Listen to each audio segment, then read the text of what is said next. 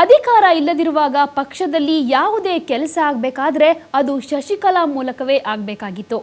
ಶಶಿಕಲಾ ಅಷ್ಟರ ಮಟ್ಟಿಗೆ ತನ್ನ ವ್ಯಾಪ್ತಿಯನ್ನ ವಿಸ್ತರಿಸಿಕೊಂಡಿದ್ಲು. ಜಯ ಮನೆ ಹಾಗೂ ಅಣ್ಣಾ ಡಿಎಂಕೆ ಪಕ್ಷದ ಸುಪ್ರೀಂ ಆಗಿ ಮೆರೆಯತೊಡಗಿದ್ಲು.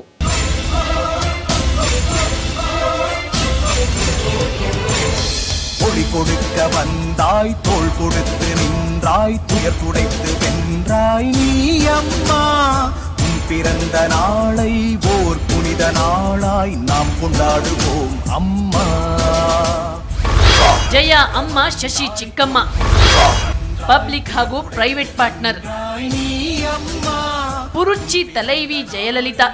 ಕೋಟ್ಯಾಂತರ ಅಭಿಮಾನಿಗಳು ಈಕೆಯನ್ನು ಅಮ್ಮ ಎಂದು ಕರೆದ್ರೆ ಆಪ್ತ ಗೆಳತಿ ಶಶಿಕಲಾರನ್ನ ಚಿಕ್ಕಮ್ಮ ಎಂದು ಕರೆತಿದ್ರು. 10 ವರ್ಷಗಳ ಹಿಂದೆ ವಿಡಿಯೋ ಪಾರ್ಲರ್ ಮಾಲೀಕರಾಗಿದ್ದ ಶಶಿಕಲಾ ಮುಖ್ಯಮಂತ್ರಿ ಪದವಿಯನ್ನ ಕಂಟ್ರೋಲ್ ಮಾಡುವಷ್ಟು ಪ್ರಭಾವಶಾಲಿ ಮಹಿಳೆಯಾಗಿ ಬೆಳೆದಿದ್ರು.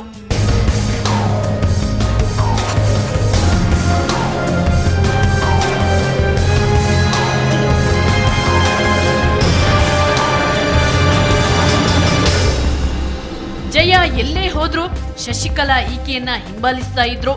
ಅದು ಸರ್ಕಾರದ ಕಾರ್ಯಕ್ರಮವಾಗಿರ್ಲಿ, ಸಾರ್ವಜನಿಕ ಕಾರ್ಯಕ್ರಮವಾಗಿರ್ಲಿ, ಕೊನೆಗೆ ಪಾರ್ಟಿಯ ಕಾರ್ಯಕ್ರಮ ಅಲ್ಲೆಲ್ಲ ಶಶಿಕಲಾ ಇರಲೇಬೇಕು ಎನ್ನುವಂತಾಗಿತ್ತು. ಖುದ್ ಜಯಲಲಿತಾ ಅವರೇ ಆಡಳಿತದ ಕೀಲಿ ಕೈಯನ್ನ ಶಶಿಕಲಾ ಕೈಗೆ ಕೊಟ್ಟಿದ್ರು. ಅಲ್ಲದೆ ಜಯಲಲಿತಾ ಏನೇ ಮಾಡಿದ್ರು ಅದರಲ್ಲಿ ಶಶಿಕಲಾಗೆ ಪಾಲು ಇದ್ದೇ ಇರ್ತಿತ್ತು. ಜಯ ಎಂಥ ಸೀರೆ ಒಡವೆ ಕೊಳ್ಳುತ್ತಾರೋ ಅಂಥದ್ದೇ ಸೀರೆ ಹಾಗೂ ಒಡವೆಯನ್ನ ಶಶಿಗೂ ತರಬೇಕಿತ್ತು.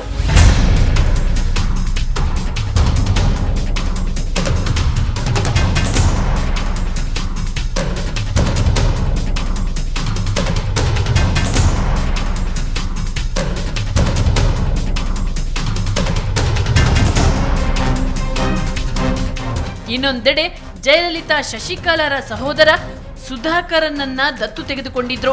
1995ರಲ್ಲಿ ಸುಧಾಕರನ್ ಅವರ ಮದುವೆಯನ್ನ ಜಯ ತಾನೇ ಮುಂದೆ ನಿಂತು ಅತ್ಯಂತ ಅದ್ಧೂರಿಯಿಂದ ಮಾಡಿದ್ರು. ಅದು ತಮಿಳುನಾಡಿನ ಮ್ಯಾರೇಜ್ ಆಫ್ ದ ಇಯರ್ ಎಂದೇ ಖ್ಯಾತಿ ಪಡೆದಿತ್ತು. ವಿರೋಧ ಪಕ್ಷಗಳು ಜಯ ವಿರುದ್ಧ ಇದನ್ನೇ ಅಸ್ತ್ರವಾಗಿ ಬಳಸಿದ್ರು.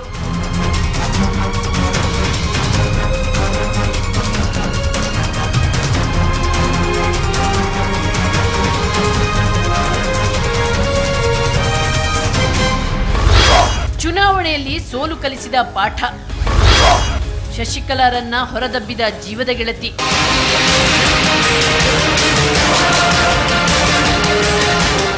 ಅಣ್ಣಾ ಡಿಎಂಕೆ ಪಕ್ಷವನ್ನ ಬಳಸಿಕೊಂಡು ಶಶಿಕಲಾ ಹಾಗೂ ಈಕೆಯ ಲೆಕ್ಕವಿಲ್ಲದಷ್ಟು ಸಂಬಂಧಿಗಳು ಕೆಲವು ದಿನಗಳಲ್ಲಿ ಕುಬೇರರಾಗಿ ಹೋಗಿದ್ರು. ಇದು ಕೂಡ ವಿರೋಧ ಪಕ್ಷಗಳ ಪಾಲಿಗೆ ಅಸ್ತ್ರವಾಗಿ ಬಳಕೆಯಾಯಿತು. ಇವೆಲ್ಲದರ ಫಲವೆಂಬಂತೆ 1996ರ ವಿಧಾನಸಭಾ ಚುನಾವಣೆಯಲ್ಲಿ ಜಯಲಲಿತಾ ಸೋತು ಸುಣ್ಣವಾಗಿದ್ರು. ಕೆಟ್ಟ ಮೇಲೆ ಬುದ್ಧಿ ಬಂತು ಎನ್ನುವಂತೆ ಆಗ ಜಯಲಲಿತಾ ತಾನು ಶಶಿಕಲಾರಿಂದ ದೂರವಾಗಿರುವುದಾಗಿ ಘೋಷಿಸಿದ್ರು. ಅಲ್ಲದೆ ಈಕೆಯ ಮಗ ಹಾಗೂ ತನ್ನ ದತ್ತು ಮಗ ಸುಧಾಕರನ್ಗೂ ತನಗೂ ಯಾವ ಸಂಬಂಧ ಇಲ್ಲ ಎಂದು ಜಯ ಹೇಳಿಕೆ ನೀಡಿದ್ರು.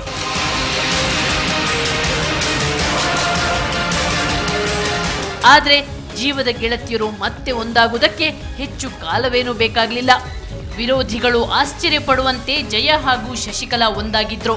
ಈಕೆ ಎಲ್ಲಕ್ಕಿಂತ ಮೊದಲು ಮಾಡಿದ ಕೆಲಸ ಅಂದ್ರೆ ತನ್ನ ಸುತ್ತಮುತ್ತ ಹಾಗೂ ಅಯಕಟ್ಟಿನ ಜಾಗಗಳಲ್ಲಿ ತನಗೆ ನಿಷ್ಠರಾದ ಅಧಿಕಾರಿಗಳನ್ನೇ ತುಂಬಿಕೊಂಡ್ರು.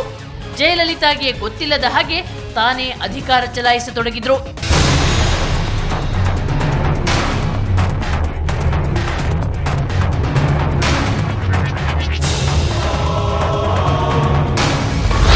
ಜಯ ಬೆನ್ನಿಗೆ ಚೂರಿ ಹಾಕಿದ ಶಶಿ, ದೂರ ಸರಿದ ಆಪ್ತ ಗೆಳತಿಯರು.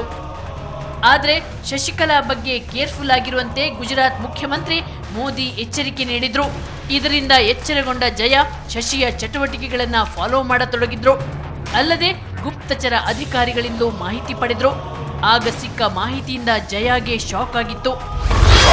ಸಿಎಂ ಆರ್ಡರಿಗೂ ಕೇರ್ ಮಾಡದ ಶಶಿ, ಜಯಾಗೆ ವಿಷ ಹಾಕಿದ್ದ ಶಶಿಕಲಾ. ಜಯ ಚೆನ್ನೈನ ಮೋನೋ ರೈಲಿನ ಕಾಂಟ್ರಾಕ್ಟ್ ಅನ್ನ ಸಿಂಗಾಪುರದ ಕಂಪನಿಯೊಂದಕ್ಕೆ ವಹಿಸಿಕೊಳ್ಳಲು ತಮ್ಮ ಪ್ರಧಾನ ಕಾರ್ಯದರ್ಶಿ ದೇವೇಂದ್ರನಾಥ್ ಸಾರಂಗಿ ಅವರಿಗೆ ಸೂಚಿಸಿದ್ರು. ಆದರೆ ಅಂತಿಮವಾಗಿ ಮೋನೋ ರೈಲಿನ ಕಡತ ಇವರ ಕೈ ಸೇರಿದಾಗ ಜಯ ಶಾಕ್ ಆಗಿದ್ರು. ಯೋಜನೆಯ ಗುತ್ತಿಗೆ ಮಲೇಷ್ಯಾ ಕಂಪನಿಯೊಂದರ ಕೈ ಸೇರಿತ್ತು. ಜಯ ಸಹಿಯನ್ನ ನಕಲು ಮಾಡಿದ್ದ ಶಶಿ ಕಡತ ಪಾಸ್ ಮಾಡುವಂತೆ ನೋಡಿಕೊಂಡಿದ್ರು. ಇನ್ನೊಮ್ಮೆ ಜಯಲಲಿತಾ ತನಗೆ ನೀಡುತ್ತಿದ್ದ ಔಷಧಗಳ ಬಗ್ಗೆ ಅನುಮಾನಗೊಂಡು ಬೇರೊಬ್ಬ ವೈದ್ಯರ ಬಳಿ ಔಷಧಿಗಳನ್ನ ಪರಿಶೀಲನೆಗೆ ಕೊಟ್ರು. ಆಗ ಶಾಕಿಂಗ್ ಸುದ್ದಿಯೊಂದು ಬಯಲಾಯಿತು. ಈಕೆಗೆ ನೀಡುತ್ತಿದ್ದ ಔಷಧಿಗಳಲ್ಲಿ ಸಣ್ಣ ಪ್ರಮಾಣದ ವಿಷದ ರಾಸಾಯನಿಕಗಳು ಇದ್ದವು ಅಂತ ಪತ್ತೆಯಾಯಿತು. ಅಲ್ಲಿಗೆ ಜಯಲಲಿತಾರ ಸಹನೆಯ ಕಟ್ಟೆ ಒಡೆಯಿತು. ಜೀವದ ಗೆಳತಿಯನ್ನ 2ನೇ ಬಾರಿ ಮನೆಯಿಂದ ಹೊರದಬ್ಬಿದ್ರು.